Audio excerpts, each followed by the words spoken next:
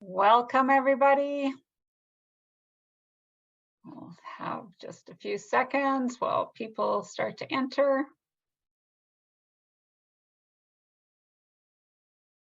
We're so excited that you can join us for this webinar, How Early Attachment Relationships Impact Brain Develop and What We Can Do. And my name is Jackie Eaton. I am the Community Action Program, or CAPC, Training and Education Coordinator for the Saskatchewan Prevention Institute. And I am joined today by Connie Herman, who is the Nobody's Perfect Provincial Coordinator, and Megan Clark, who is on the Research and Evaluation team. And we all work for the Saskatchewan Prevention Institute. So as people are just joining us, I just have a couple of housekeeping things. As you would have noticed when you entered, this webinar is being recorded, and we will be sending that link out when it is available to all registrants. We will also be putting this link on the Saskatchewan Prevention Institute's website, so it'll be under the Learning Opportunities Recorded Webinar section. So if anyone that you know would be interested, you're able to share that link, or people can access it just by visiting our website. I want to bring attention to your screen. There should be a Q&A button. So if you have any questions throughout the presentation, please use that. And we should have enough time at the end to go through questions. And I forgot to ask Megan, as we're going, do you want to have questions throughout?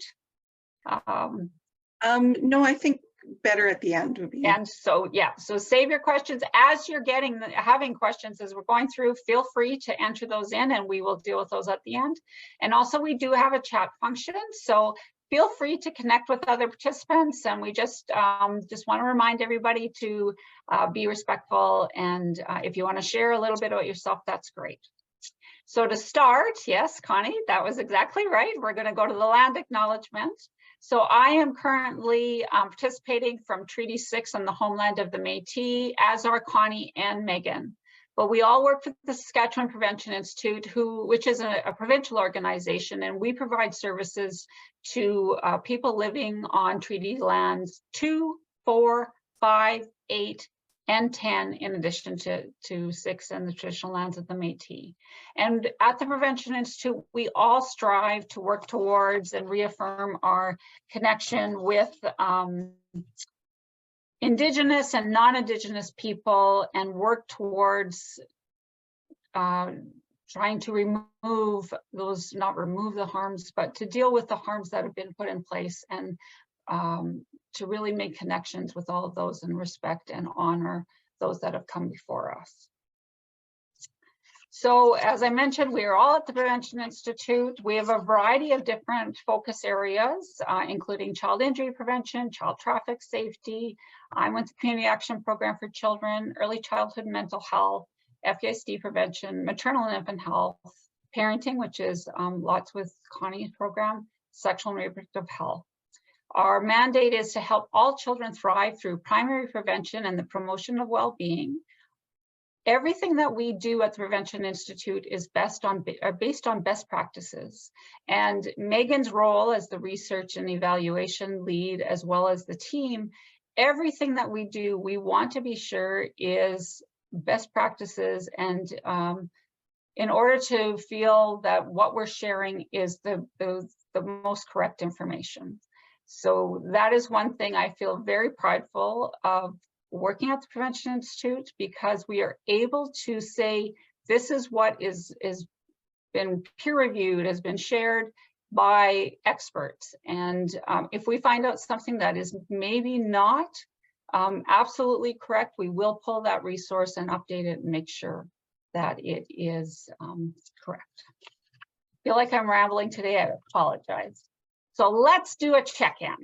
So on this scale of little baby animals, how are you feeling right now?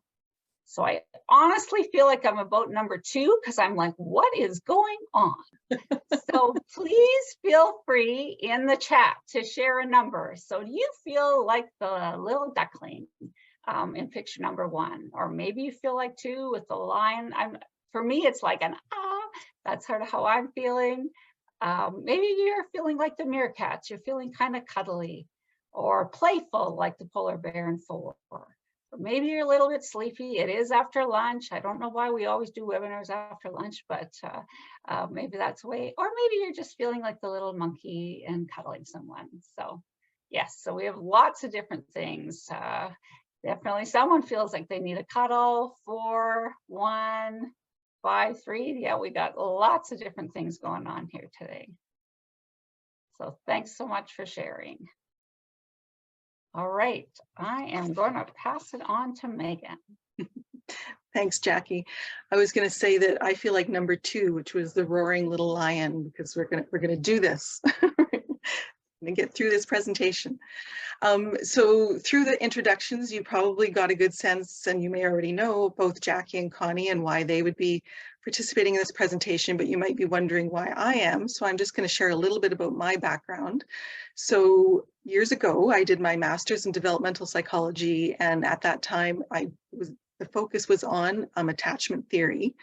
So I did that thesis, and then when I came to work at the Prevention Institute shortly after that, we got funding from the Public Health Agency of Canada to actually create a resource kit on attachment, specifically for CAPC projects, but also their community partners and others that do similar sorts of work. So I was the coordinator on that project, and so in consultation with the National Advisory Committee, we developed the Connections for Life Attachment Resource Kit, which some of you may have seen before. If you happen to work with a CAPC project, there should be a big binder on your shelf somewhere called the Connections for Life Attachment Resource Kit.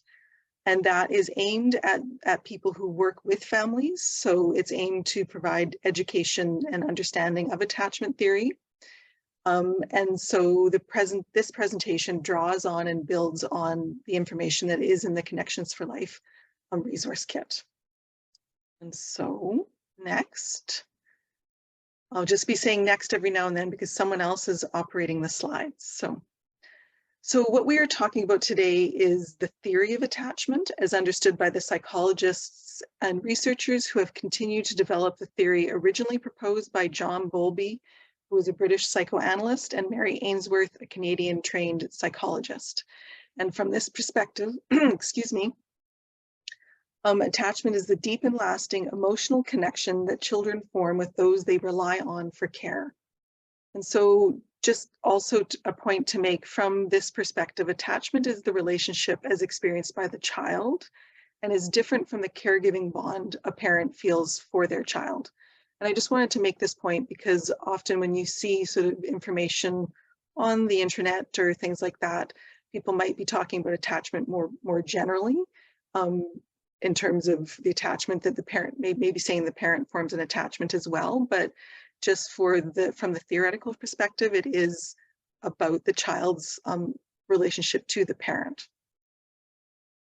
And so so just to get a sense of where everyone is in terms of their understanding of attachment, we're going to do a quick poll. So the question is, who can be an attachment figure in a child's life? And so please respond, everyone. It is anonymous, so you don't have to worry about embarrassing yourself if you're not sure, but it just helps to give us a good sense of where people are at. So I think we're just going to wait until enough people have responded before we put up the answers.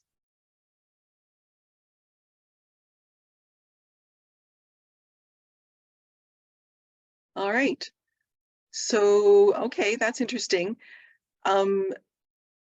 So the answer that that I would say is correct is those who provide regular and consistent care for the child.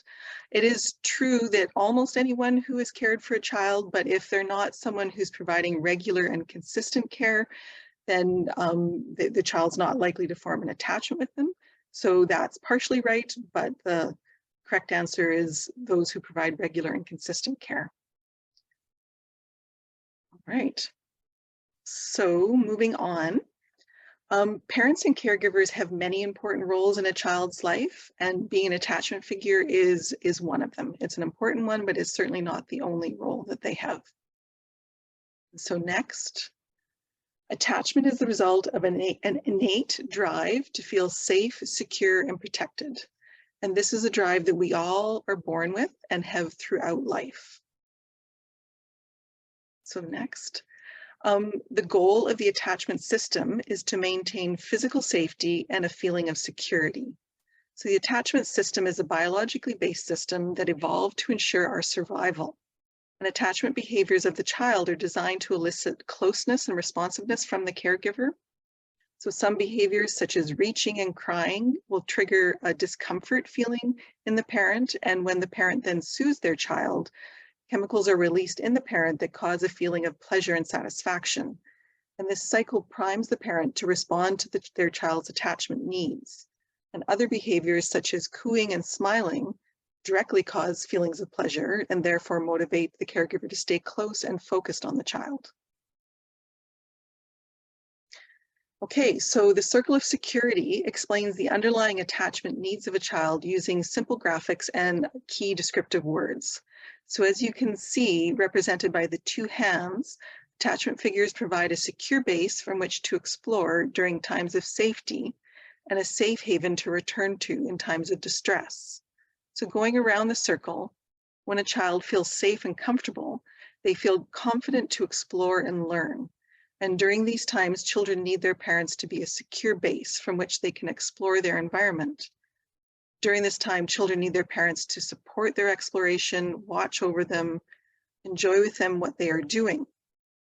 And when a child experiences distress, in other words, they feel a sense of danger, they're ill, physically hurt, or emotionally upset, the attachment system is activated, which leads to the attachment behaviors such as crying or clinging and suppression of exploration. And children use attachment behaviors to show they need care. And during times of trouble and distress, children need their parents to act as a safe haven they can return to.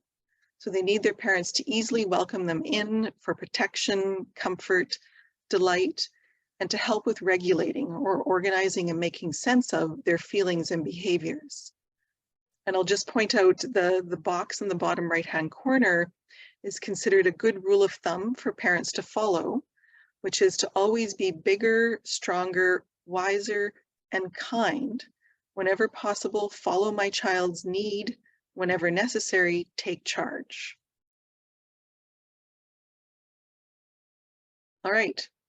So the degree of consistent, sensitive, and responsive care provided by a caregiver determines the quality of an attachment relationship.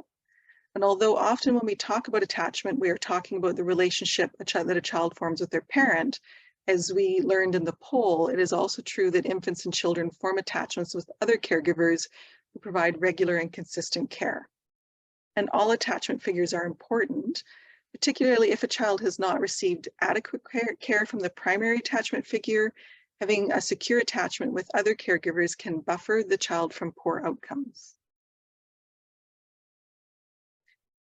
All right, so you might be wondering, why is attachment important? And we're going to talk about that, but first I just want to note that this information that we're going to be talking about can provoke a lot of reflection in people, both about families you work with and about your own family.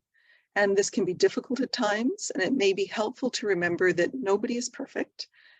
Nobody is the perfect caregiver, and we all do the best we can with the information we have and the resources we have at the time. So how a caregiver responds to a child's attachment needs can influence a variety of outcomes for the child. So how the caregiver interacts with the child or with their infant influences brain development. The infant's brain is very responsive to experiences, and therefore regular and repeated interactions impact the developing brain structure. An infant's brain becomes wired for the ways of thinking and interacting that is experienced regularly. This in turn influences the type of experiences a child has in the future. For example, a child who has consistently experienced rejection by her parents since infancy will expect others to reject her, will see others as rejecting, and will respond as though she has been rejected. And how a caregiver responds to an infant's emotions affects the developing ability to self-regulate emotions. So sensitive caregivers help regulate an infant's emotions by reading the infant's signals and responding appropriately. For example, if an infant is distressed, picking the infant up and soothing him, or discovering and addressing the cause of the distress. So how well caregivers help with regulation early on affects a child's ability to self-regulate emotions as they grow older.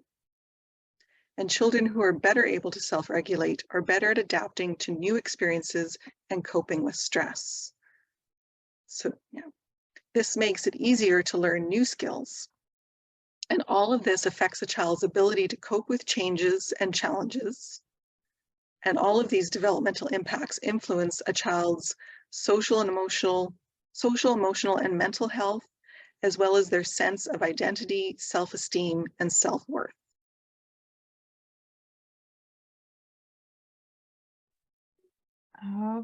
Okay. So as Megan just was talking about, attachment has the capacity to help support brain development. And it's been well recognized that the early years are a critical time for brain development. The brain doubles in size in an infant's first year, and by their third year, a child's brain is 80% the size of an adult's brain. We are born with 100 billion neurons that are primed and ready to make connections that will shape the brain's development and architecture. During the first year, we see so many different things happening in the brain. So much stuff is happening. And during these early years, the brain is creating massive neural connections in order to develop the many different parts and functions of their brain. Some of these areas include, but are definitely not limited to, sight, language and speech, gross and fine motor skills, emotional awareness, self-regulation, and individual thought. In these early years, the attachment figures in a child's life set the foundation for healthy brain development to happen. One of the ways that caregivers can help to create neural connections is through a process called serve and return. So serve and return involves interactions and responsive connections that occur between a caregiver and an infant or young child.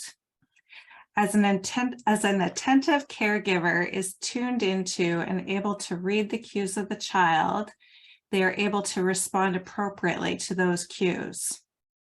So for example, as you can see in this picture, a parent might see that their infant is looking at and even reaching towards a toy. The parent might then respond by moving the toy close enough for the infant to try to grasp the toy, while also naming the toy. So they might say something like, "Here's the ball. Look, you're holding the ball." So those words help the child to learn language and start to form some language development. But even the excitement and the tone of the parent can help to create those attachments. So the excitement and connection from the parent serve as encouragement to the child to continue to interact with the parent, to continue to try to learn about this toy and to master some of their motor skills. And it also helps with emotional regulation as well. So we have a video here that we'd like to show you from the National Scientific Council on the Developing Child at Harvard University. And this video elaborates on how serve and return interactions help to shape brain circuitry.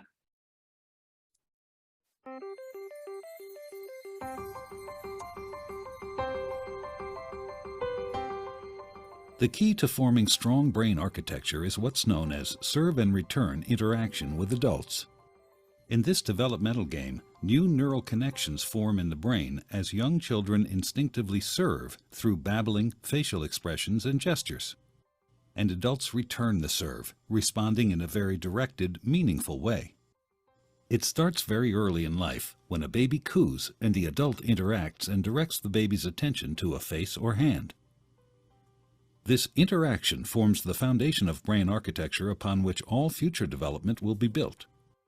It helps create neural connections between all the different areas of the brain, building the emotional and cognitive skills children need in life.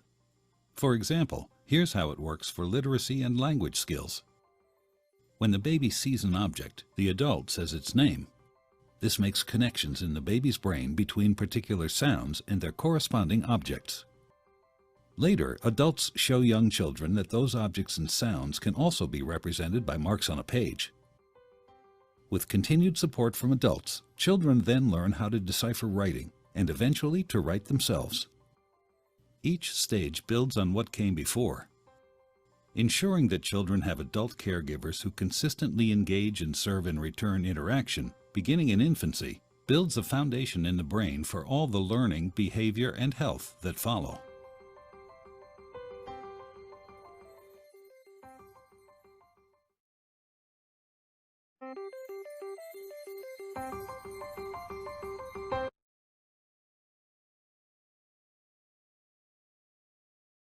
All right. So children form secure or insecure attachments depending on how well their caregiver meets their attachment needs. So if a caregiver consistently over time meets their child's attachment needs, this will lead to the child developing a secure attachment to them. So it's important to remember that nobody's perfect, and what is important is the general pattern of responses and not specific instances of responses. Next, okay. Children who have a secure attachment generally do better. They are usually happier and they trust that their caregiver will be there for them. They feel confident to explore and play. They experience empathy and can relate well to others and are better able to bounce back from difficult experiences, also known as resilience. However, even young children with secure attachments still need their caregivers to help them regulate their emotional and behavioral responses to experiences. Children with insecure attachment worry about whether their caregiver will be there for them. They learn to behave in ways that keep their caregiver close and available in case of real danger. So these behavior patterns may be adaptive for this specific relationship, that specific early relationship, but may not work as well in other relationships in the future. So for example, a child whose parent is uncomfortable with emotions and closeness, the child may learn to appear independent and unemotional in order not to push the parent away by making them uncomfortable, but may be considered distant and disconnected in future relationships. Or when a parent is inconsistent in his availability and responsiveness, the child may learn to be very intense and reactive in order to keep the attention of the caregiver. But then the child may be considered needy and neurotic in future relationships. So although there are different types of insecure attachment, I just want to say that we're just not going to get into those because the names vary depending upon the theoretical perspective. And for our purposes, they're not that important. What is important is understanding the importance of promoting secure attachment. So insecure attachment can contribute to behavior and mental health problems such as those listed here. Attachment is not the only factor that leads to these outcomes. Other factors that can influence these outcomes include social support, levels of family conflict and stress, and experiences of trauma. And the more of these factors a child experiences, the more likely they will experience these difficulties listed here. So when a parent has experiences such as having unresolved loss or trauma from her past, has PTSD, or is experiencing domestic violence currently, she may experience mental health or other issues, and as a result may be neglectful or abusive, or otherwise behave in a way that is frightening or confusing to the child. And when this happens, the child is unable to rely on their parent for comfort and are therefore unable to form an organized way of eliciting their parents' care. And this leads to the child developing what is called insecure disorganized attachment. And that's the one type of insecure attachment that I will talk about because of the particular types of negative outcomes. So when a child has an insecure disorganized attachment, this leads to poor social emotional outcomes, which include problems with self-regulation, vulnerability to stress, emotional problems, withdrawal, social problems such as poor peer interactions, low self-esteem and self-confidence, behavioral problems such as aggressive, hostile, or oppositional behavior, and possibly unusual or bizarre behaviors such as disassociation. So as you can see, there are some concerning outcomes from disorganized attachment. So at this point, I just want to take a moment to pause and check in with everyone. As I mentioned before, this information can provoke a lot of self-reflection. Remember that nobody has the perfect family, and we all do the best we can with the information and resources we have. However, it is important to be aware of how past experiences may influence our responses today with our own family and/or with the families that we work with. So if this happens, it is important to find ways to avoid or change unhelpful responses. And if thinking about your past experiences raises concerns for you, it is important that you find someone you trust to talk to about this. So all parents do some of the concerning behaviors that we talked about some of the time. And what matters is what behaviors are used most of the time when interacting with a child. So even if a parent has not been able to consistently provide the type of care that leads to secure attachment, the quality of attachment relationship can always improve. And this will contribute to improved outcomes for the child. And there are many things that can be done to promote a child developing a secure attachment. And these are things that a parent can do or other caregivers can do. And there are also things that those that support parents can do. And we're just going to talk about those. So each of these caregiving behaviors contributes to the development of secure attachment. And as I go through and describe these in more detail, Jackie is going to be posting in the chat links to handouts that describe attachment activities that caregivers can do that will help promote these particular behaviors. So if you're interested in learning more about these activities and possibly using them with parents that you work with, there will be more information, and there is more information on them that can be found in the Connections for Life Attachment Resource Kit that I mentioned earlier. And this kit can be found on our website, or as I mentioned, perhaps it's on a shelf near you. So sensitive responding is, so a child needs to know that they are important and that their parents will respond when they need them. So a sensitive and responsive parent is emotionally available for the child, notices child's signals, understands the meaning of the signals most of the time, and responds promptly and appropriately. An important part of sensitive responding is learning to read when a child needs comforting. So even when the signals are not obvious. Comforting is when a sensitive parent comforts a child when they are upset, sick, hurt, frightened, or lonely. And when a child is comforted regularly and predictably, they learn to feel safe with their parent and trust that they will be there for them when they need them. So reciprocity is when a parent responds to a child's signals by adapting his or her behavior to suit the needs of the child. So the goal is to keep the interaction smooth and soothe the child when necessary. So reciprocity includes learning to read the infant's signals and getting to know the infant's temperament, sleep-wake cycle, attention span, and unique responses to experiences. Repair, this is about repair of the relationship when there is a rupture. So parents can't always respond sensitively. They may misread their child's cues or may not be able to respond immediately because they're busy or distracted.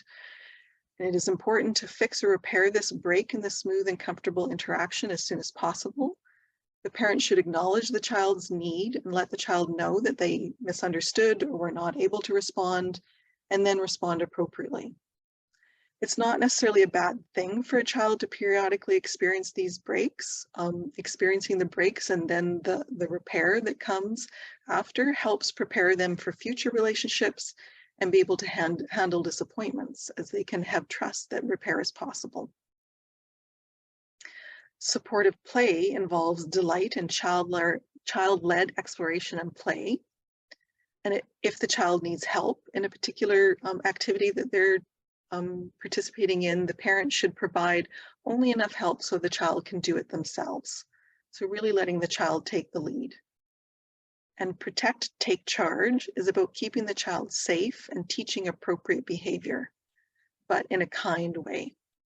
So it is important that parents make the child's environment as safe as possible to allow for exploration, warn the child about immediate dangers, protect the child from knowing about frightening or overwhelming situations, particularly younger children, and help the child regulate their emotions, behaviors, and physical states, particularly in response to frightening or overwhelming situations. And finally, to set appropriate limits in predictable and kind ways. It is possible for parents to use all of these behaviors, it is not possible for parents to use all of these behaviors all of the time. And what matters is that they use these behaviors most of the time when interacting with their child.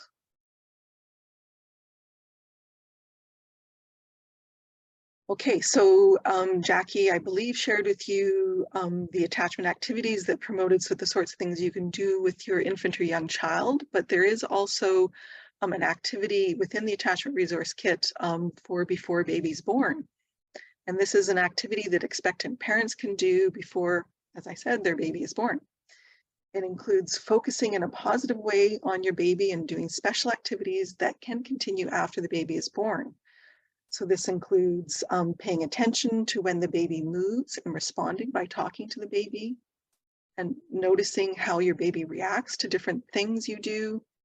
Spend time wondering about your baby, what your baby is thinking and what she will be like, she or he. Sing, talk, or read aloud to your baby. Play soothing music for the baby. Learn some songs, finger plays, or rhymes, and practice saying them to your baby. And then finally, to encourage others to notice when the baby is moving and think about the baby, sing and talk to the baby. So what we have here is a video that provides a real-life demonstration of the benefit of interacting with your baby before birth. And you can see how the infant recognizes the dad's voice. And we'll watch the video and see. Yo, comedian Michael Jr. here. As you know, I just flat out enjoy doing comedy. But one of the things I love way more than that is being a dad. Not too long ago, I'm going through some video footage and I run into this video of my youngest daughter being born. Now, of course, I was there, I actually took the video, but I had never really experienced it from this perspective before. Now look, we're in the hospital room, she's sticky and she's baby and all that stuff, and she's in the middle of crying. And then I speak up, I start talking to her, and watch how she responds when she hears my voice.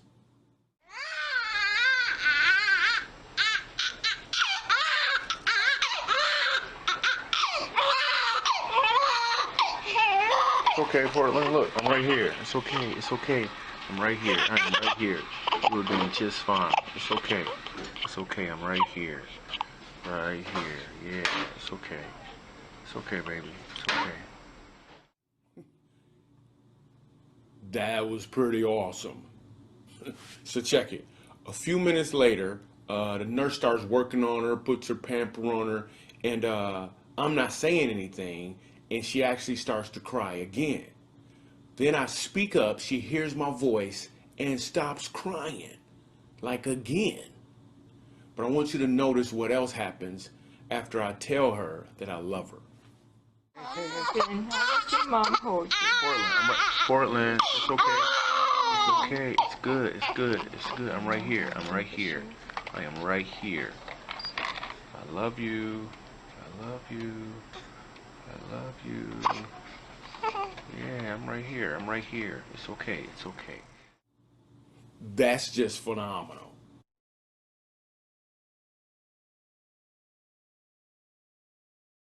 Wasn't that great? Yo, comedian Michael Jr. I have a personal example very similar to that. When my child was born, she was taken away to be checked out. It was a premature delivery and was crying. And my partner, who had been during pregnancy putting the headphones on my belly and playing a Beatles song, it was a lullaby called Good Night. And he went over and stood over her and started singing that song, and she immediately stopped crying and reached out and actually grabbed a hold of his finger. So when when they sort of have that comfort of hearing something that's familiar to them, even from in the womb, it can help them to regulate their emotions even then. All right. Next. Yo.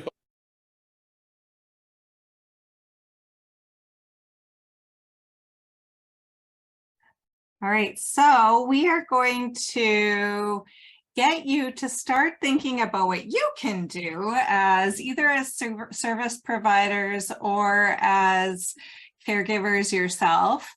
And I think Jackie's put in the chat, a Jamboard.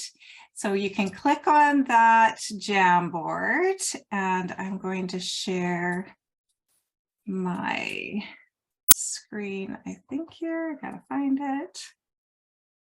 Here we go. I'm going to share it, and this is an interactive tool. We wanted to try to find some way to get people to interact with us. So we've been using a Jamboard in a lot of the trainings that we do. So hopefully some of you have used Jamboard before, but if you haven't, that's okay. You can see that this is kind of like a whiteboard or a flip chart, and you can go on to the side on the left, and there's this one little spot right in the middle that has a little square that says sticky note. If you hover over it, you can double click it and you can start to enter things that you can think of that promote secure attachment. So you can just write it in there on your sticky note. So, you know, listening to music was one that Megan mentioned, even before baby is born. I know my son, we listened to Jack Johnson all the time. And then it was really kind of neat was after baby was born, one of the very first times that he started kicking in my stomach, or what was when we listened, was when we were playing some of the Jack Johnson songs. And then the same thing was happening even afterwards. He seemed to soothe whenever we played those songs. And I'm just going to show on here too, thinking back to some of the things that Megan mentioned, you know, those sensitive responding, comforting, repair, reciprocity, supportive play, protecting and taking charge when need be, but in a kind way, that loving care and closeness. So we got tons of things here. Being there when baby, when they have those big emotions. Yeah. Talking to baby, reading to baby, communicating with baby, music, gentle touch, talking to baby, reading, big feelings, snuggles, holding your baby, saying goodnight every night, responding and listening. Yeah, picking up on those cues. Walking with them through their emotions. Yeah, like you don't need to, that it's okay to have those emotions, right? But that if you're there as that safe haven for your kiddos to be able to experience those emotions, it helps them to learn from that and helps with their emotional regulation. Those co-regulating. We learn to self-regulate by first being regulated, and then that practice of helping them to cope through the process of co-regulation. Eye contact, that's huge. Getting dad to talk to baby, getting down to the child's level, or toddlers, yeah, helping them cope. Eliminating outside distractions, being in the moment. Playing with them. And if you can't get on Jamboard, you can put it in the chat, and Jackie's there to help us to get it up onto the Jamboard. Play is huge. Yes, and children can teach us how to play. Sometimes we lose that skill as we get older, but we can gain that back from engaging with our kiddos. Anything else that people want to add? For me, one of the big ones when I started learning about attachment, I was also a parent, first-time parent, when I was kind of learning about this stuff. And for me, one of the big ones that Megan talked about was repair. So that, and I love that she said, you know, nobody's perfect and that we're not going to be perfect all the time and we are going to mess up. And that repair one was a big one for me because it was like, okay, it's okay to mess up, and that actually it as long as you're going through that repair process, that you can then help your kids to remind them that they don't have to be perfect, that they're going to have those big emotions and maybe yell or get upset, but that it's important to work on rebuilding that connection, and you know, things like saying I'm sorry, I was having a bad day, or I was tired, or whatever it was, and then rebuilding that connection. Breastfeeding, staying away from substance abuse. Yeah, lots of things here. Consistency, singing to baby. Yeah, being consistent. Doesn't have to be like big things. It might be lots of little things happening consistently over time. One-on-one dates. Yeah, just some time one-on-one with your kiddos. Great. Okay, so that we'll just leave this one open. Not using technology to watch the child. Yeah, they need you, not a phone.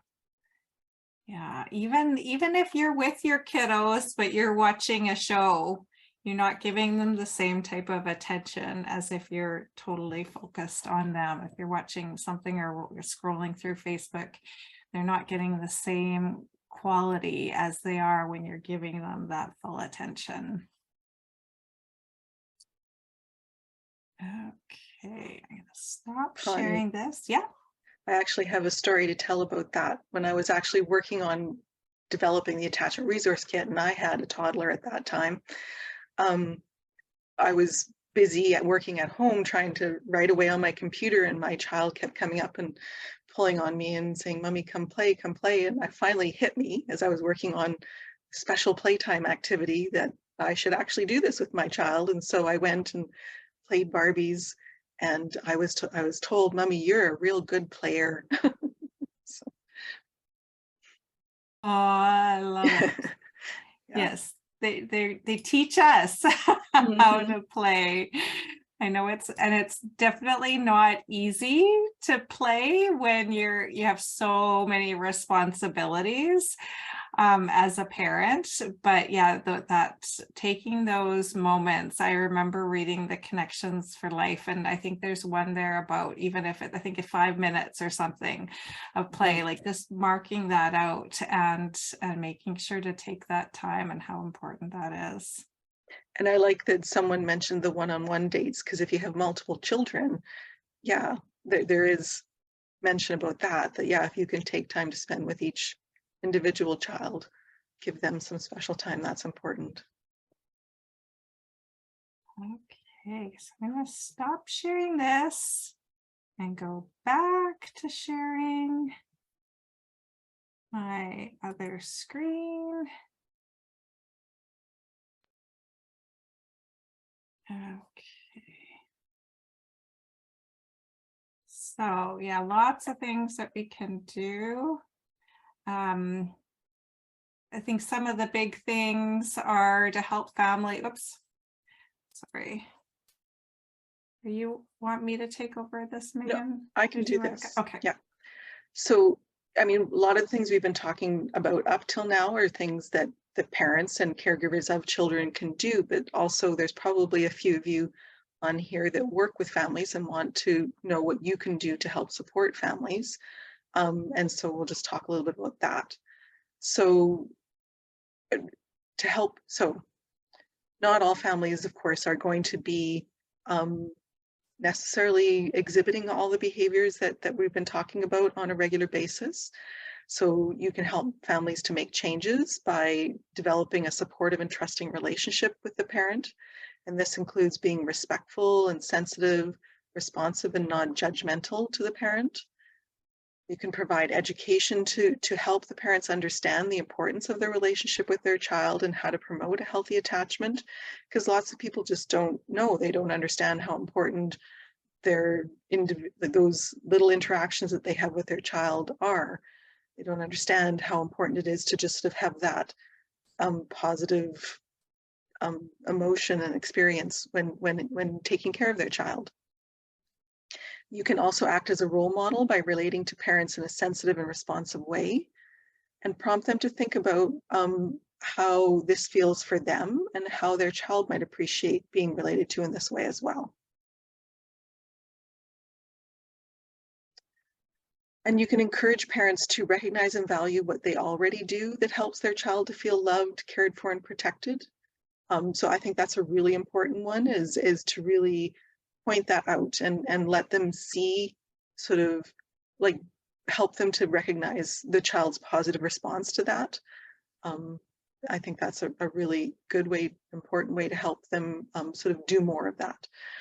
And you can encourage them to wonder what their child is thinking and feeling, and to meet their child's attachment needs regularly and consistently. So if you encourage parents to think about what their child is trying to communicate and how they should respond. So really just encouraging that sort of self-reflection and reflection and thought about their child's feelings and what the behaviors might be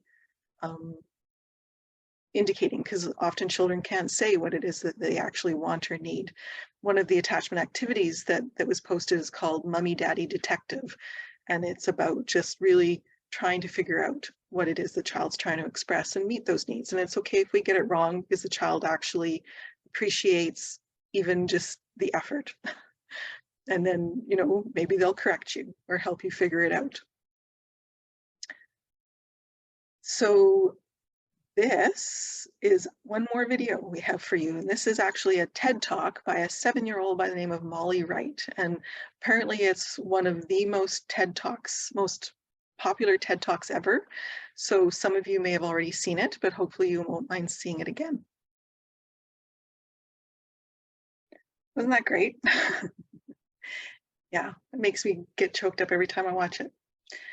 So this is just a picture of the Connections for Life Attachment Resource Kit. And so if anyone is interested, as I said, it is available. I think Jackie just put a link in the chat to where it can be found on our website.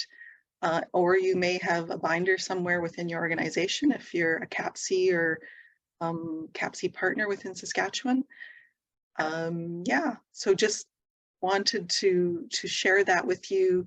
If anybody has any questions about it, feel free to ask. But really, I think that is it for our presentation. So now if there's questions, we can try and answer those. Thanks, Megan. That was great. Yeah, every time I watch Michael Jr. and Molly Wright, I get all teared up. I just am so impressed. So we have one question. Can you please talk about how to teach and apply infant self-soothing strategies, and at what age is optimal to start? That is not something that I can answer. I am not familiar with infant self-soothing strategies. It's not part of the attachment theory that I have learned about. I would say that, I mean, what we were talking about in terms of the assistance that infants and young children need with regulation, that self-soothing comes about through the experience of having had an adult help with regulation repeatedly over time. And so it's not until a child has sort of learned that through that repeated experience. So I'm not sure when they would, I think each child might be different in terms of when they would be capable of doing self-soothing, and it might depend upon the how extreme the distress is, whether they would need assistance from an adult.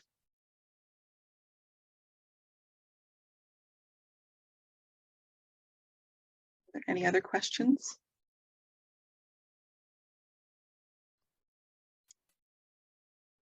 Right now, if anybody would like to answer their question live, you can just put your hand up and I can unmute you.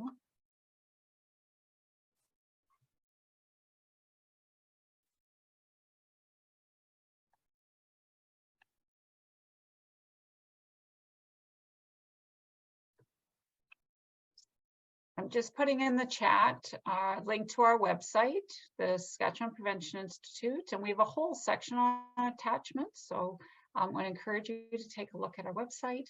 And I've also put in Megan's, Connie, and my emails. And if you have any questions, you are free to contact any one of us. Doesn't look like there's any more questions right now.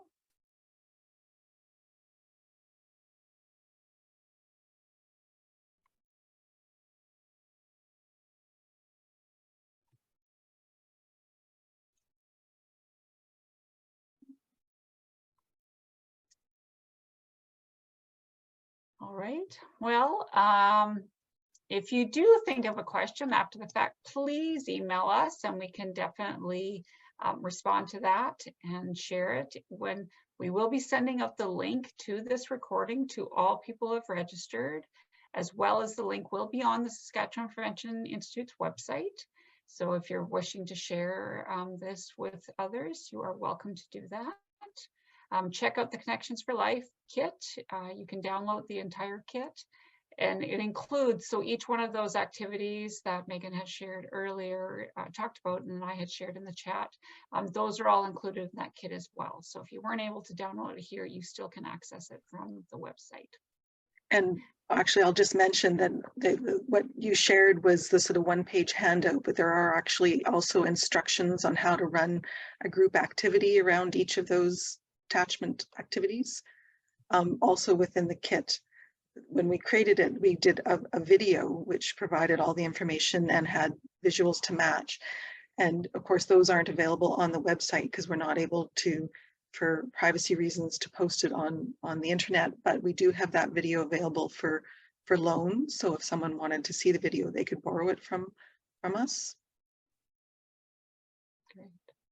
It is a little bit dated now. It was created, was it 2007? Great. All right, well, thank you all so much for taking your time this afternoon and joining us. When you close your Zoom link, you should access, there should be an automatic pop-up that has a survey. Please, if you can, take it's very short, or it'll only take a couple of minutes, but if you could give us some feedback on the survey.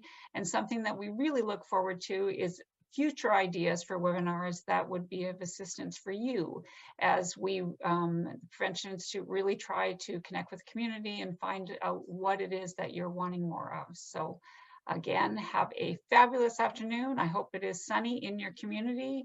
It's cold in ours, so I'm hoping the warm weather comes soon. But thank you all very much. And thank you, Megan and Connie, for great presentation. Thank you, guys. Thank you. Thank you.